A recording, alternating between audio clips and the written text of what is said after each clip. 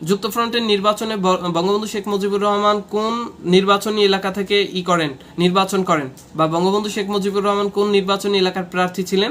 সঠিক উত্তর ফরিদপুর 14 আসন। তিনি মুসলিম লীগ প্রার্থী ওয়াহিদুজ্জামানকে 10,000 ভোটে পরাজিত করেন। ইনফরমেশনটা কাইন্ডলি একটু মনে রাখবেন। বঙ্গবন্ধু শেখ মুজিবুর রহমান, আবার একটু রিপিট করছি, বঙ্গবন্ধু শেখ মুজিবুর রহমান যুক্তফ্রন্ট নির্বাচনে 1954 সালের যুক্তফ্রন্ট নির্বাচনে 136 নং ফরিদপুর 14 আসন থেকে তিনি নির্বাচন করেন। তার নির্বাচনী এলাকা ছিল ফরিদপুর 14। সেখানে তার প্রতিদ্বন্দ্বী ছিলেন ওয়াহিদুজ্জামান, মুসলিম লীগের প্রার্থী ওয়াহিদুজ্জামান, এবং সে বঙ্গবন্ধু শেখ মুজিবুর রহমানের কাছে 10,000 ভোটে পরাজিত হয়। এই ছিল আজকের যুক্তফ্রন্ট রিলেটেড মোস্ট ইনফরমেশন। এখন আপনাদের কাছে কয়েকটা প্রশ্ন কুইজ দিব, সেটা হলো যুক্তফ্রন্ট সরকার কতদিন ক্ষমতায় ছিল? খুব দ্রুত উত্তর করবেন। অপশন পাবেন